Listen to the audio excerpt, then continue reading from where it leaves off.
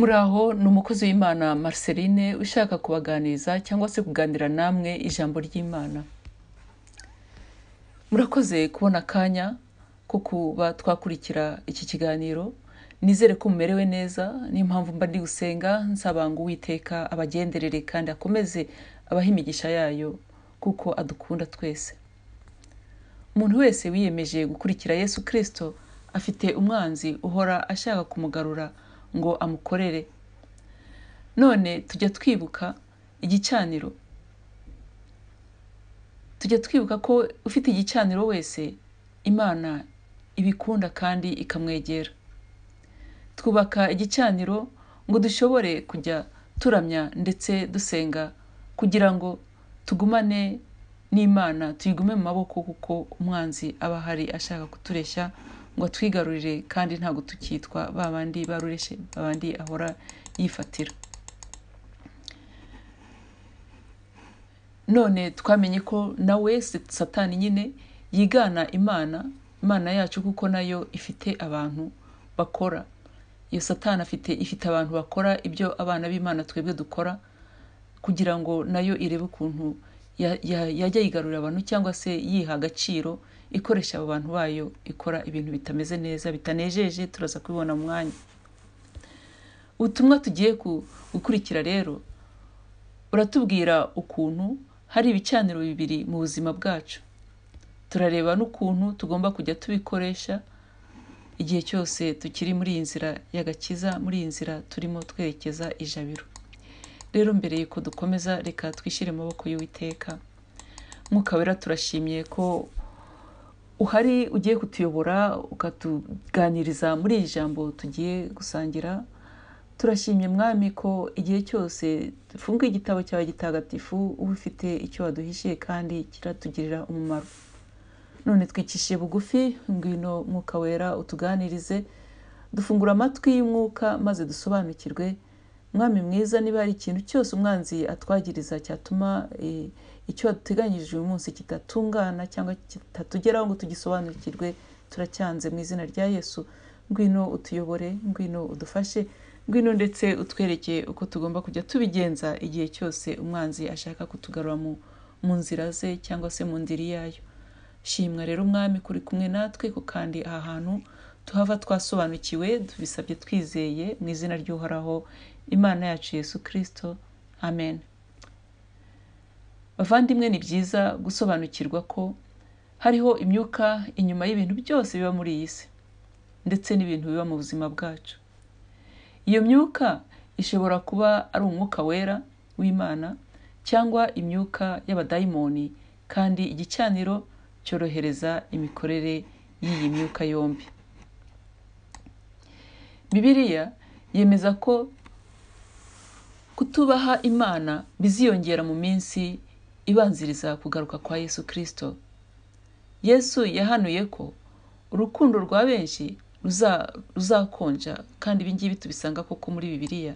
Iyo tugiye kureba mu gitabo cya Matayo igice cya 24 umurongo wa 12, tubona ibintu nk'ibi kandi birenze, ndetse umuntu ushaka gusoma yabona n'ibindi byinshi cyane bivuga iby'iyi minsi ya nyuma turimo.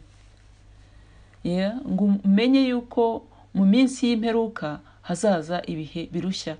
Iri naryo ni irindi jambo Uwiteka yaduhaye mu gitabo cye cy'Abatimote ba kabiri igice cya 3 umurongo wa 1.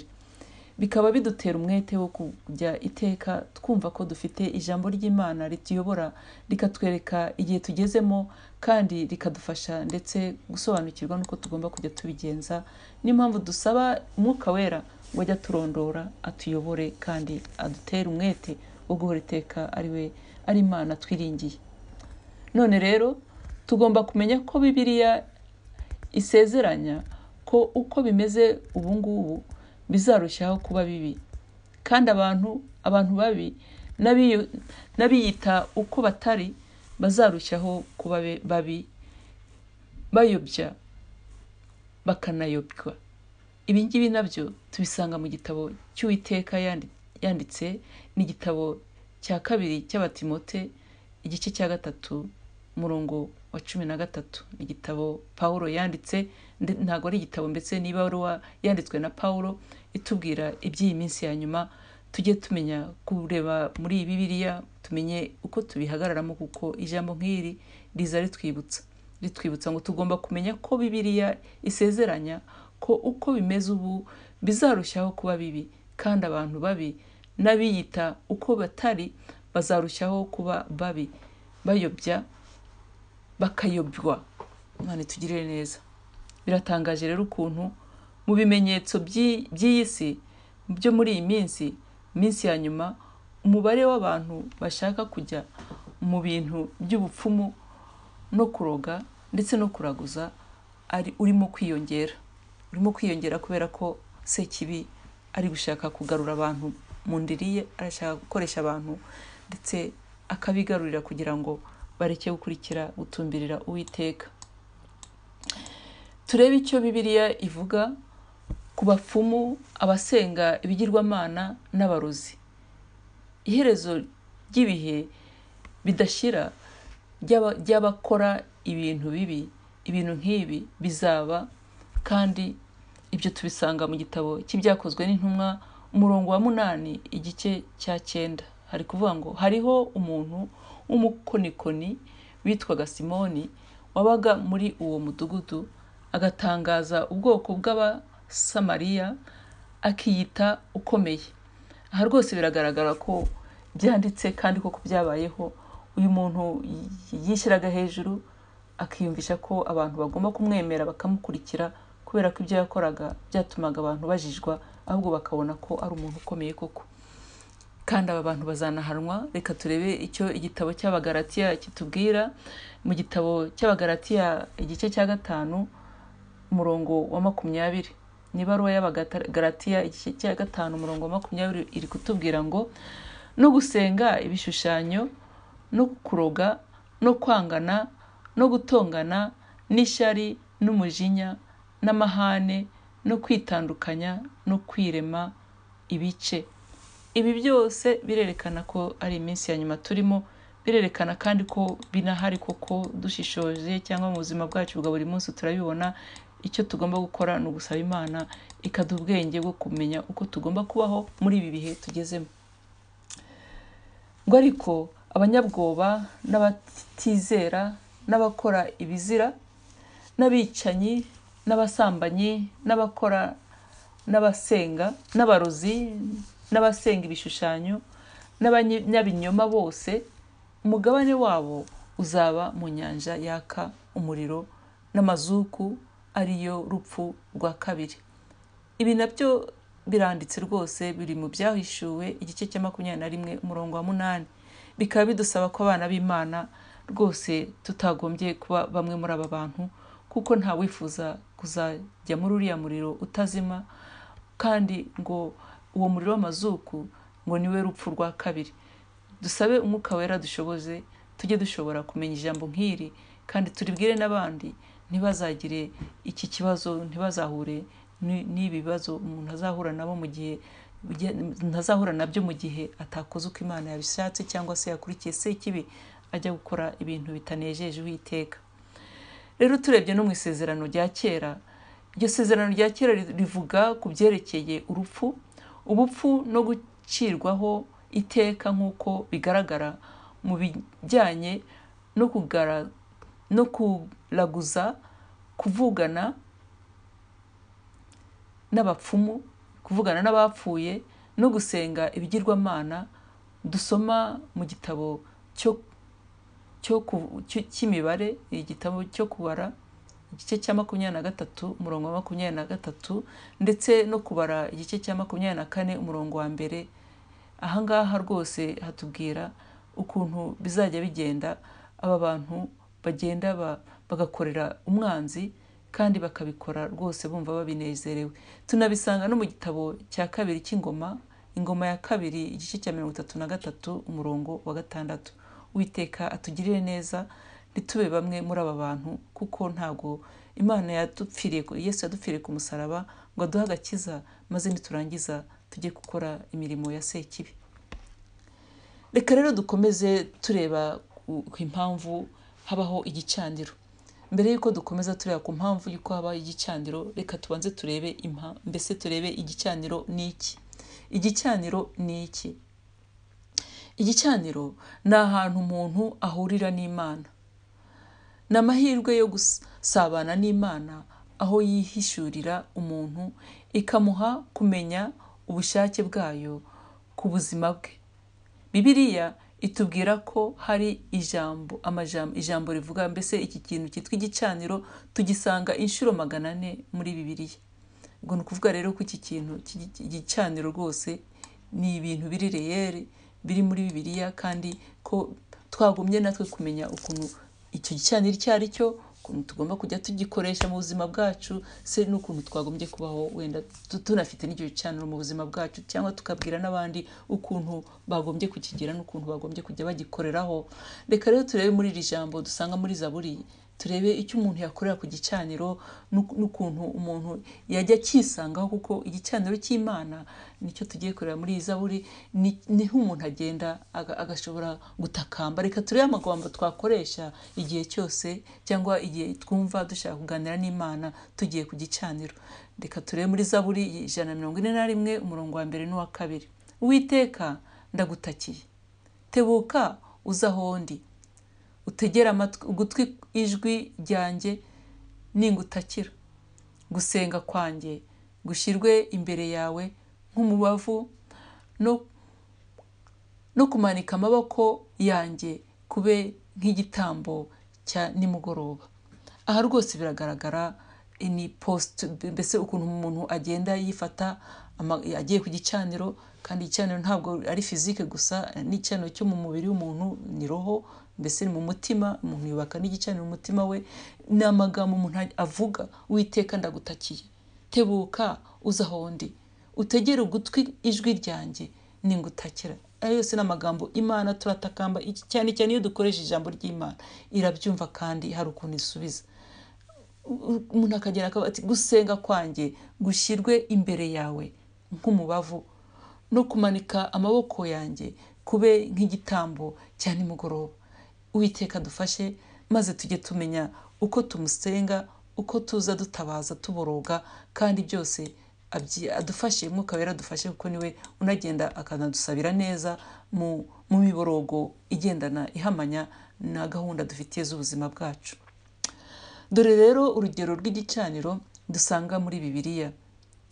Aburahamu yubakiye Uwiteka igicaniro amaze kumubonekera no kumuha isezerano. Ibintu nabyo tubisanga mu gitabo cy'Intangiriro umurongo wa 12 kuva kuri 7 kugera ku 8.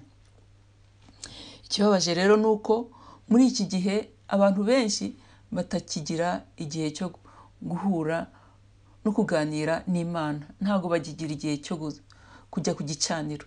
Dufite induruburi, ibintu byinshi umuntu aba yirukankamo, ariko Uwiteka Mwuka Wera ajya aducyamura, atubwire ko twagombye kujya twinira tukagenda tugasenga, kuko Uwiteka nawe aba adutegereje. Iyo umuntu nta gicaniro cye bwite agira, Imana ntimwiyereka cyangwa ngo imwihishurire neza. Ni gute wagira umukunzi ngo umukunzi akwereka urukundo agukunda mu gihe utagiye ngo umusange musabane? Ni nako rero n'Imana yacu bimeze. Kandi igicaniro bwite nicyo gishobora gukemura icyo kibazo. Buri muntu nibura ukagira icyo gicaniro cyo mu mutima, umuntu agasabana n'Imana mu byiza no mu bibi. Niko ijambo ryacu ijambo ry'Imana ritubwira. Tujye dusabana n'Imana mu byiza no mu bibi, kuko ubuzima turimo niko bimeze. Nta gihe tuzabaho mu byiza gusa, nta n'igihe tuzabaho mu bibi gusa, ahubwo Imana idusaba ngo mu byiza no mu bibi tujye tuyisanga. Gukurikira ndetse no gukorera Imana utazi biteye ubwoba, kuko tugira ubusabane bwiza n'Imana yacu iyo tuyizi.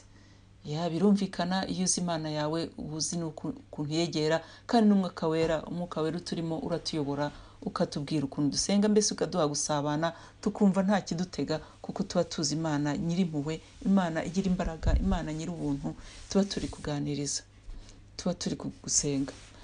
Twagombye rero kumenya ko ubuzima bwacu bwiza bwo mu mwuka w'Imana buturuka ku busabane tugirana nayo ku gicaniro cyayo. ni nk'irembo, igicaniro ni nk'irembo rituma habaho ubushikirane hagati y'imyuka ariyo mwuka wera n'umwuka wa sekibi. Igicaniro ni nk'irembo rituma habaho ubushikirane hagati y'imyuka. Icyo gicaniro kishobora kuba ari igicaniro cy'Uwiteka, igicaniro cyera, akaba ari n'igicaniro cy'umwuka mubi. Icyo gicaniro rero kigatuma habaho ubusabane hamwe n'iyo myuka. Hatariho igicaniro, imyuka yaba irimo gukora mu buryo butemewe. Ni mpamvu igicaniro ari ngombwa. Igicaniro gituma ibikorwa byose bikorwa mu buryo bwemewe. Ubwoko bubiri bw'ibicaniro, reka turebe ubwoko bubiri bw'ibicaniro. Hariho igicaniro kitubaha Imana, aricyo gicaniro cy'umubi, igicaniro cya sekibi, n'igicaniro cy'Imana, Imana yacu, cyangwa se igicaniro cy'umwuka wera. Igicaniro kitubaha Imana ni igicaniro cy'imyuka mibi cyangwa icy'abadayimoni. Icyo gicaniro gikora iyo cyemerewe gukora mu mwijima, kandi kikaba gikorera mu buzima bw'umuntu, kandi ibikorwa byose bigomba kuba byemewe cyangwa bishingiwe ku mategeko. Igicaniro cya sekibi rero kiba cyemewe iyo hari umuntu wemereye umubiri we kwinjira k'uwo mwanzi. Igicaniro cya sekibi kiba cyemewe iyo hari umuntu wemereye umubi Satani kwinjira mu bugingo bwe, akaba nyine ariho uwo mubi ari, kuko ni umwuka mubi ajya mu muntu. Ni ukuvuga ngo igicaniro cya sekibi kiba cyemerewe iyo hari umuntu wagiranye amasezerano n'imyuka mibi, umwuka we ukaba ubarizwa mu badayimoni. Iyo ari umwuka ugomba kuba uri mu muntu, ukaba ari umwuka, ahangaha turi kuvuga ku mwuka mubi ari umwuka wa sekibi. Ibicaniro byubaha Imana rero, tugiye ku yindi side, ibicaniro byubaha Imana ni uburyo butuma icyo gicaniro kigaragaraho ibikorwa by'umwuka wera ndetse n'abamarayika. Kuko iyo dusenga, iyo twasomye Bibiliya tukaba tuzi iyo marayika tugendereye, iyo umwuka uri kumwe natwe, umuntu ashobora kubikozaho agatoki, yanabivuga akurikije ijambo ry'Imana icyo bitubwira.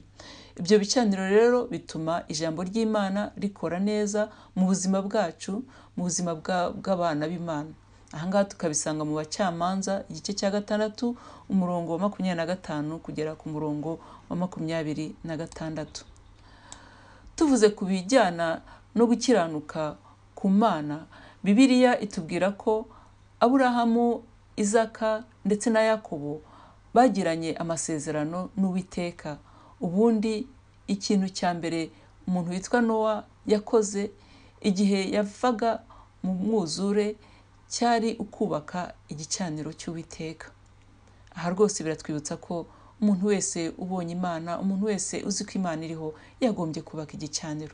Aha birumvikana, hari ijambo ry'Imana ahantu henshi rwose herekana ko Abrahamu yubatse igicaniro. Ahangaha tubonye urugero rw'uyu mugabo witwa Nowa, ko nawe yubatse igicaniro ashimira Imana ukuntu yamufashije muri gahunda yari yamuhaye gukora. Icyo gihe akaba yashaka kubaha Imana, maze yubaka icyo gicaniro.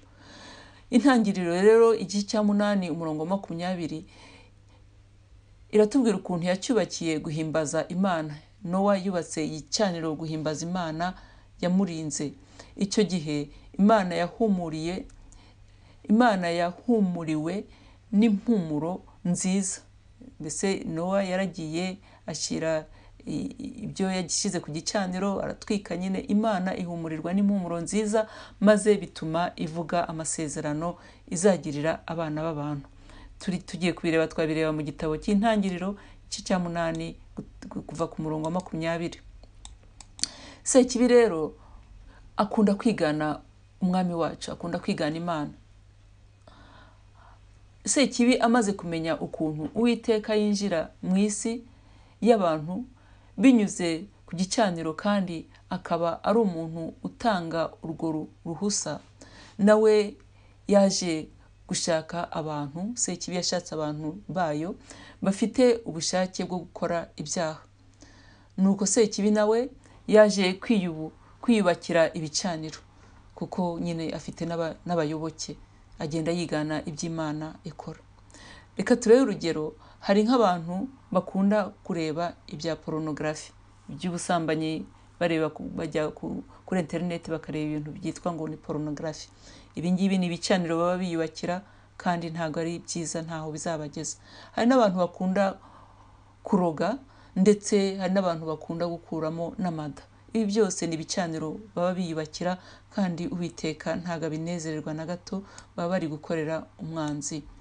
Benshi muri twe ndetse n'abakristu dukunda Yesu muri iki gihe, turwana ibintu bidashobora gusobanuka, kubera ko tutazi aho biba byaturutse. Ibyo byose biba birimo ndetse na gahunda z'umwanzi, ariko umwanzi ntagatsinde mu izina rya Yesu, kuko niyo mpamvu dusaba ubwenge bw'Umwuka Wera ngo atuyobore, tumenye uko tubihagararamo, tubitwike, tubikureho, tubyigizeho, dukomeze dukore umurimo w'Uwiteka kandi atunezererwe.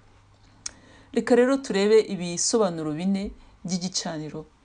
Icya mbere, igicaniro ni ahantu umuntu ahurira n'Imana, naho imyuka ihurira bihujwe n'amategeko. Icya kabiri, Imana itanga ubutware ku myuka ifite imibiri. Imyuka idafite umubiri ntabwo ishobora gukora ku isi ku buryo bwemewe n'amategeko. Iyo umwuka utakiriwe mu mubiri, iyo umwuka utakiriwe mu mubiri w'umuntu, ntabwo ushobora gukora, ndetse Umwuka Wera w'Imana nawo uba ugomba gufatanya n'abantu kugira ngo bakore umurimo wabo. Ni ukuvuga ngo umwuka uwo ari wo wose ugomba kuba uri mu muntu. Rero imyuka y'abadayimoni iterwa n'ubufatanye bwabo n'abagabo.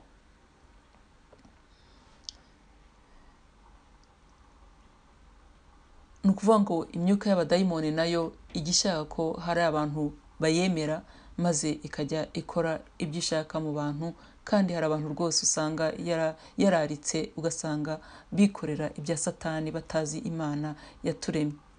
Ikintu cya gatatu, ibicaniro bituma imyuka ikorera ku isi. Iyo hari igicaniro, ari igicaniro cy'Uwiteka, imyuka y'Imana irahakorera, ari igicaniro cya sekibi, imyuka y'umwanzi irahakorera. Icya kane rero, igicaniro ni ahantu amasezerano akorerwa. Ni ahantu amasezerano akorerwa kandi akitabwaho, kuko iyo hari igicaniro hari n'abacyitaho. Iyo hubatswe igicaniro cya sekibi mu buzima bwacu, kiba kiriho kugira ngo kitubuze kugera ku bintu byiza kandi bikomeye Imana yageneye abana bayo mu buzima bwabo. Satani n'abakozi be baba bakoresha icyo gicaniro. Abakozi ba sekibi babi bakoresha igicaniro cya sekibi mu mwuka kugira ngo barwanye kandi bahungabanye ubuzima bw'abana b'Imana. None rero bantu b'Imana, tugomba rero guhora dusenga, guhora turi maso, kandi dusenya imirimo mibi y'umwanzi, dusenya ibyo bicaniro by'umwanzi mu buzima bwacu. Uwiteka ajya dusohoza, kandi Umwuka Wera utwereke niba koko hari ibyo bicaniro biri mu buzima bwacu byagombye kurwanywa, kuko Imana itwereka nuko tugomba kubigenza. Hariho ubwoko bwinshi bw'ibicaniro. Turebye mu gitabo cyo Kuva igice cya 20:25 kugera kuri 26, hari igicaniro cy'amabuye. Turebye rero no mu Bami ba mbere igice cya 12:31 hatubwira ukuntu hari umugabo witwa Yerobowamu wubatse ahantu hirengeye akahubaka igicaniro. Mu ngo zacu naho twubaka igicaniro cy'Uwiteka mu gihe tujya dufata dusenga, duhimbaza, tuvuga ijambo ry'Imana, twiyiriza ubusa, ndetse dufata n'ifunguro ritagatifu. Ubwo tuba twubaka igicaniro, kandi twagombye kujya tubikora igihe cyose, mbese souvent. Ibicaniro bimwe na bimwe ntabwo bifatika, mbese hari ibicaniro bidafatika. Tuvuge ko hari igicaniro njyewe nawe dufite igicaniro cyo mu mutima, icyo gicaniro ntabwo gifatika. Hari igicaniro cyo kwiyemera, umuntu ugasanga ari kwishyira hari akiyemera nyine, icyo gihe nyine warubatse ikintu mu buzima bwawe kidafatika kandi kitari cyiza. Hari n'igicaniro cyo kugira irari n'ibindi n'ibindi. Igicaniro cya sekibi rero gishobora kuba icyo umuntu yubatse kugira ngo ajye agikoreraho ibintu bibi ku bantu atifuriza ineza. Ngayo ni uko abarozi rwose iyo batifuriza ineza ku muntu bakora ibicaniro, ugasanga niho bajyana ibintu n'ibindi bakora cyangwa bavuga cyangwa se bakora ku buryo umuntu atamererwa neza, umuntu ahura n'ibizazane kubera amagambo mabi bagenda bamuvugaho cyangwa se ibintu bagenda bashyiraho. Umukozi wa Satani yubaka igicaniro kugira ngo ashobore kujya agikoreraho ibintu birwanya abantu ngo bo gutera imbere mu mahoro.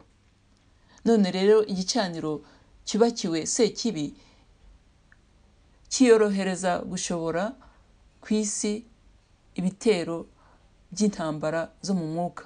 Igicaniro cyose cyubakiwe sekibi gituma ibintu bitera kuri iyi si bitera muri iyi si bitewe n'umwuka, icyo gicaniro kirayohereza. Ni ukuvuga ngo igicaniro cya sekibi cyorohereza gushora ibitero sekibi ashora kuri iyi si kibinyujije kuri ibyo bicaniro. Ibyo harimo nk'intambara, harimo ibintu byinshi sekibi akora kuri iyi si akabikora akoresheje ibyo bicaniro byo mu myuka yayo, imyuka mibi.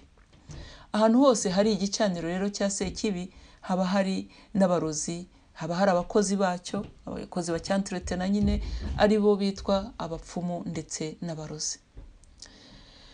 Abakristu bagomba kumenya ko icyo umwami abonye, abakristu bagombye kumenya ko iyo umwanzi abonye, iyo umwanzi abonye ahejo h'umwana w'Imana, ikabona ko umwana w'Imana afite ejo heza, abakozi ba sekibi bakora uko bashoboye ngo bamuvane muri iyo gahunda.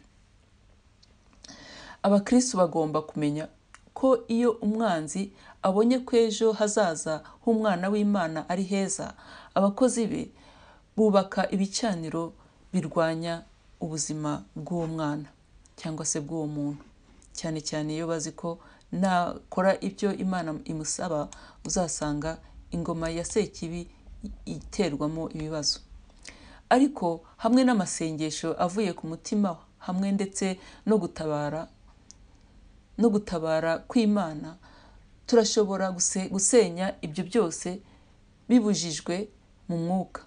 Dushobora gusenya ibyo byose bibujijwe mu mwuka, kuko iyo dusenze Imana ni umwuka kandi bibizi ko ibyo bintu biri kubaho cyangwa bifite impamvu. Iyo dutabaje Uwiteka rero arabisenya, tugakomeza guhagarara mu kwizera, Imana igakomeza igakoresha umukozi wayo uko yabiteganyije.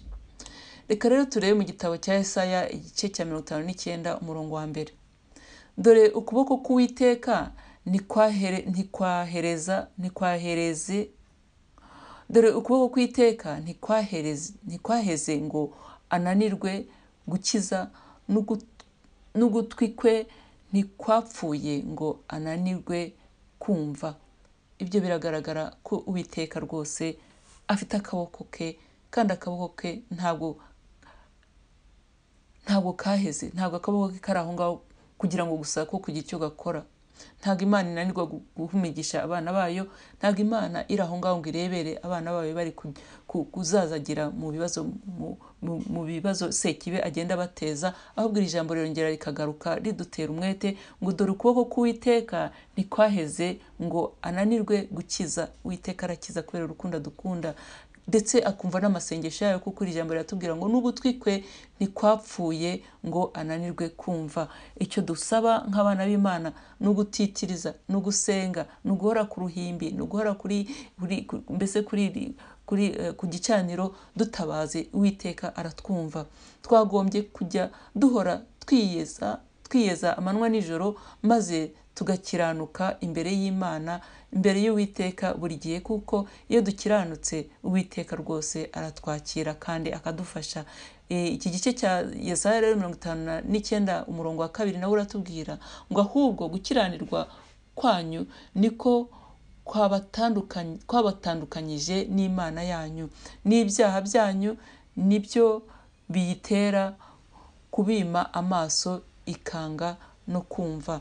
Uwiteka tubabarire, ahubwo Mwuka Wera ugitwibutsa igihe cyose ducumuye, igihe cyose duhagaze neza imbere y'Imana, tujye tubanza tugiye hasi ku mavi twicuze, mbese tuboroge, dusaba imbaraga z'Umwuka Wera, dusaba imbaraga Imana idufashe, maze tuve muri ibi byaha, tuve mu bintu byose umwanzi Imana tubonamo umugayo, maze tuyisange idutabare. Dore ko igihe nk'iki ngiki umuntu w'Imana agombye kumenya ko umwanzi atamwishimiye, ko ahubwo aba ashaka ko arimbuka.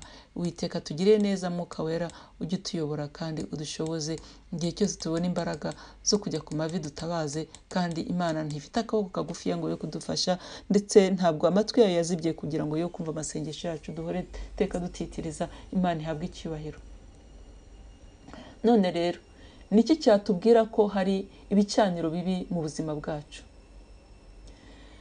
Ahangaha rero niba hakomeza kubaho ibintu bitari byiza mu buzima bw'umuntu, bishobora kuba ari ikimenyetso, cyerekana ko hari igicaniro kirimo kuvuga mu buzima bw'uwo muntu. Reka turebe ingero hano. Niba hari ubukene buhoraho, hanyuma igihe cyose hari amafaranga abonetse ntatinde mu ntoki z'uwo muntu, kubera ko hari ikintu cyabonetse cyagaragaye cyatumye ko ayo mafaranga agomba gukoreshwa, aho kanya ubwo biba byerekana ko hari igicaniro, hari ikibazo.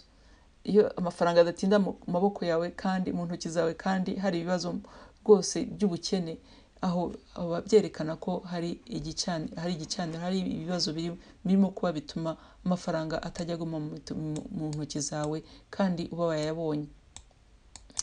Imana idufashe, tujye igiduha ubwenge, ibintu nk'ibi ntibijye bihora biba mu buzima bwacu ngo tubure uko tubyifatamo.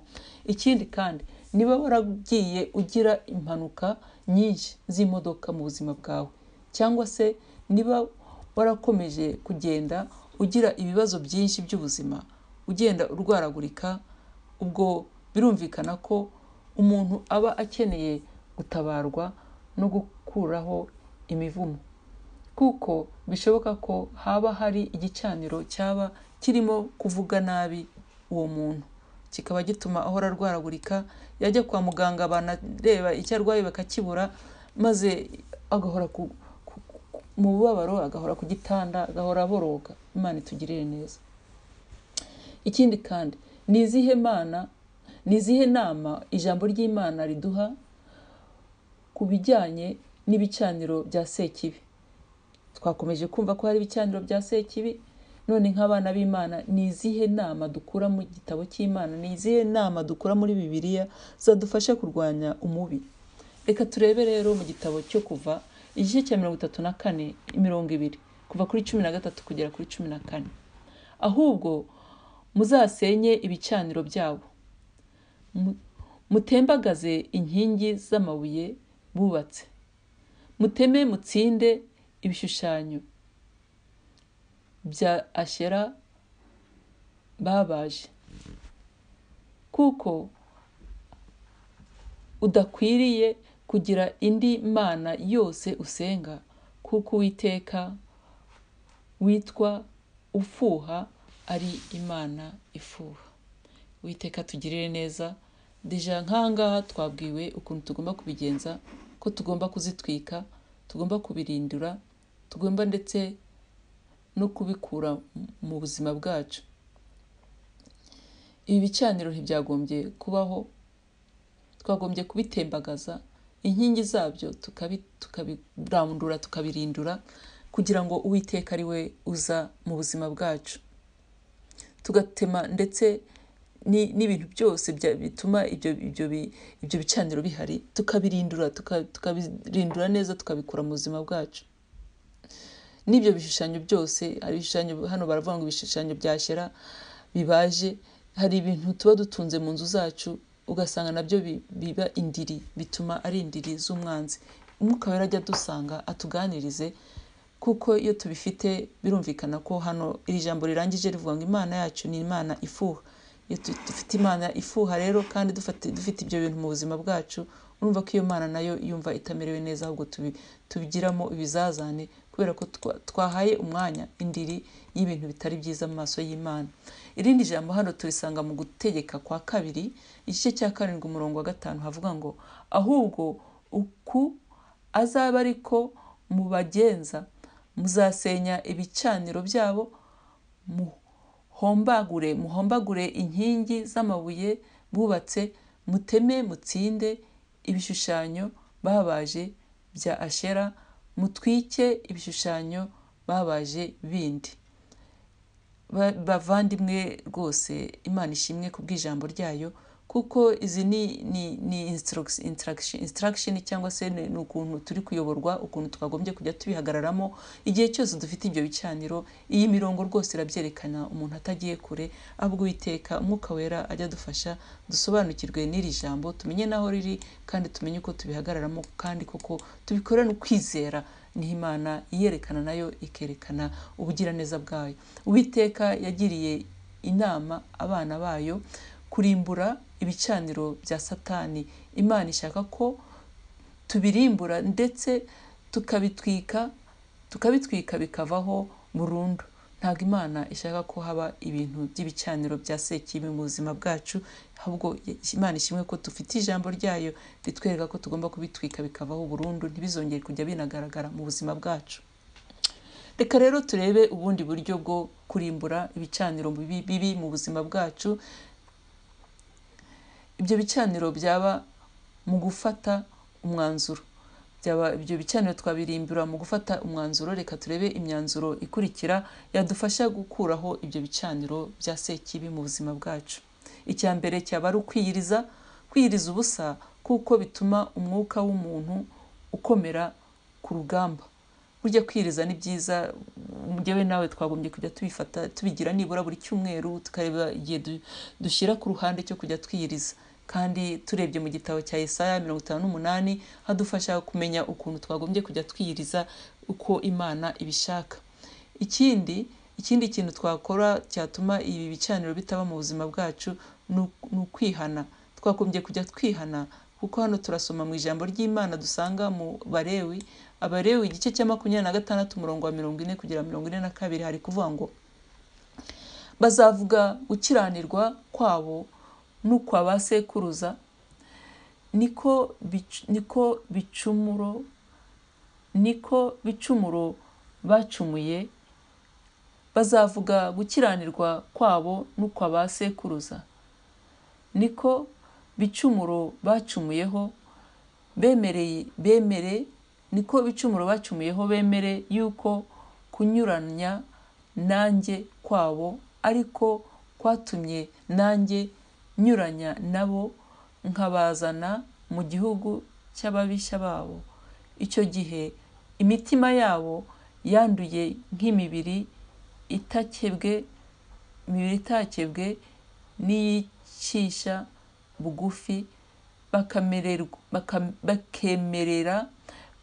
bugufi, bakemeresha imitima ikunze ibihano byazanwe no gukiranirwa kwabo.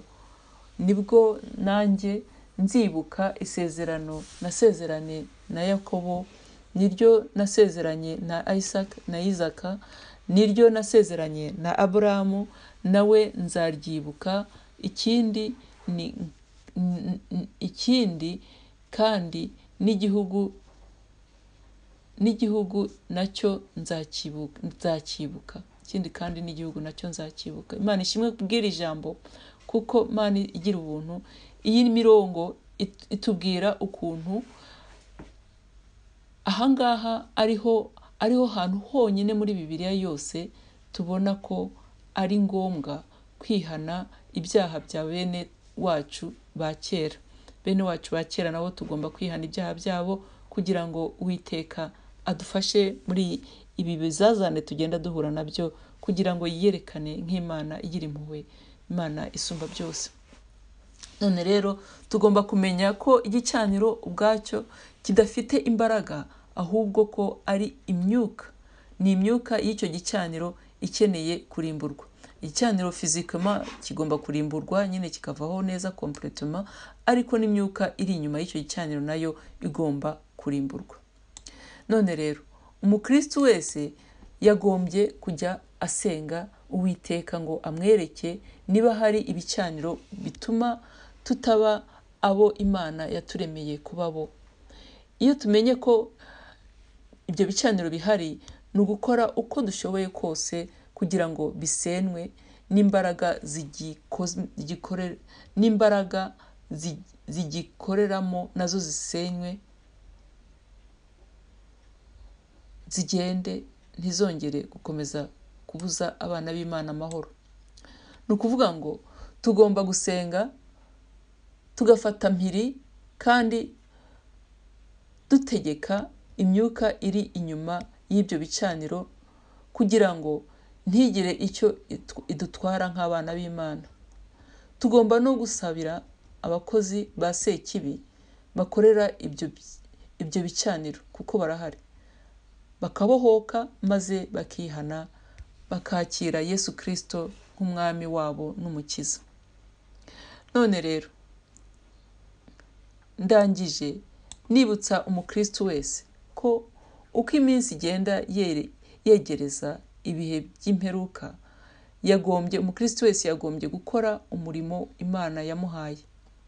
Yagombye gukora iby'Imana, umurimo w'Imana uko bigomba, kugira ngo Kristo nagaruka azasange abantu benshi baramenye ijambo ry'Imana, barakiriye agakiza, barakiriye Yesu Kristo, kandi baramwiteguye.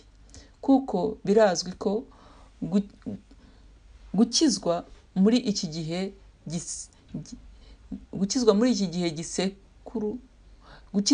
gisekuru bigoranye. Iryo jambo ryo kuvuga ngo gukiza muri iki gisekuru biragoranye. Reka turebe aho ibyakozwe n'intumwa igice cya 2:40 bivuga ngo nuko akomeza kubahamiriza n'andi magambo menshi, arabahugura ati, mwikize ab'iki gihe biyobagiza. Tujye dusaba Uwiteka adushoboze, kuko nitutikiza ab'iki gihe biyobagiza, natwe tuzabajyamo da. Uzasanga natwe twahumye, usange natwe twayobye, kandi ibi byose bizaba ari ubupfapfa, kuko twagombye gusaba Umwuka Wera akadushoboza kugira ngo nitugende mu kivunge cy'ab'isi banze gukurikira Uwiteka. Bavandimwe rero, ubutaha tuzaganira, ubutaha tuzaganira ku butumwa buzadufasha kumenya ukuntu tugomba gusenga dusenya ndetse dutwika ibicaniro bibi mu buzima bwacu. Tuzaboneraho n'akanya ko gusenga turimbura gahunda n'imirimo y'abapfumu mu buzima bwacu. Umwuka Wera uzadufasha ndetse dusenge twifashishije ibyanditse byera bitagatifu. Kubera iyo mpamvu rero, ntacyo umuntu ashobora gukora, ntacyo umuntu ashobora kugeraho niba atarahaye ubuzima bwe Yesu Kristo ari we mwami n'umukiza wacu. None rero, niba ushaka kwakira Yesu Kristo nk'umwami n'umukiza wawe, ndagira ngo nguhuze n'Uwiteka. Reka ngufashe kumwakira. Icyo wakora ni ugusubiramo aya magambo, gusubiramo amasengesho ngiye kuvuga. Ayo masengesho akurikira rwose nawe niba ushaka kuyakira Yesu Kristo, yavugane ukwizera no kwemera, Uwiteka aragusanga kandi Imana itugirire neza. Isengesho ni iri: Mwami Yesu, nzi ko ndi umunyabyaha ukeneye ubufasha bwawe. Nizera ko wapfiriye ku musaraba kugira ngo ubohore abanyabyaha nkanjye. Nzi ko wazutse ku munsi wa gatatu, kandi ukaba wicaye iburyo bw'Imana Data usumba byose udusabira. njyewe rero nje iwawe ngira ngo nature ibyaha byanjye byose. Nyamuneka mbabarira mubyeyi, ndashaka kuba uwawe ubuzima bwanjye bwose. Guhora ku ngoma, umfate nk'umwana wawe, mu mwuka wawe wera, maze anyobore igihe cyose, maze ibi nkaba mbisabye mu izina ry'umwami wacu Yesu Kristo. Haleluya, amen. Reka rero mbe mu ba mbere baje bagushimira, baje bakwakira mu muryango w'abera, kuko iyi ntambwe uteye ntabwo isanzwe, ni intambwe nziza cyane. Ndasabye ngo Imana isumba byose iguhe imigisha itagabanyije, kandi iyo migisha izahore mu marembo yawe. Ikintu rero ugomba gukora ahangaha, ugomba gushaka itorero niba ntaryo ufite, itorero ryamamaza ijambo ry'Imana. Kandi kuko byaba byiza ufite Bibiliya ntagatifu, ufite Bibiliya maze ukajya ufata akanya ukayisoma. Byaba na byiza ushatse ahantu hari abantu biga Bibiliya, maze mukajya mufatanya, ukajya wumva ibisobanuro byo muri iyi Bibiliya uba uri gusoma. Umwuka wera akagufasha muri iyi nzira nziza watangiye. Nkwibutse rero kandi ngutere encouragement ko ubu ngubu mu ijuru abamarayika barimo kwishima bizihiza ukuntu wafashe iki gitekerezo cyiza cyo kwakira agakiza, ko nawe wiswe umwe mu bana b'Imana. Uwiteka akurebe neza kandi akomeze akugirire neza. Reka rero dusenge. Mubyeyi mwiza nyir'ubutungane, turashimye aka kanya tumaze kuri uyu murongo turi kumva iri jambo. Mwuka wera turashimye ko wakomeje kugumana natwe, niyo mpamvu tugitabaza ngo dufashe, uduhe gushobora kumenya icyitwa imyuka mibi, igicaniro cy'imyuka mibi n'igicaniro cy'Imana cy'umwuka wera. Turasabye ngo udufashe no gushishoza, uduhe umwuka wo gushishoza, tumenye igihe ibyo bicaniro biri mu buzima bwacu, cyane cyane icyo gicaniro cy'umubi kiba kidashaka ko duhagarara uko Uwiteka ashaka ko duhagarara. Maze mwuka wera udutera umwete wo kubishishozaho, kandi tumenye nuko tubihagararaho, tubitwika, tubyigizayo, kuko mwami Uwiteka ntago yaturemeye ubusa, yaturemeye kugira ngo tube inzabya z'umumaro. Aho turi hose dukore ugushaka kw'Uwiteka kugira ngo abihererwemo icyubahiro. Turashimye rero Mana igira imbabazi, turashimye mwuka wera kubona wagumanye natwe, turashimye ko akanya nk'aka ngaka ntacyo tuzakubonana, tubisabye twizeye mu izina rya Yesu, amen.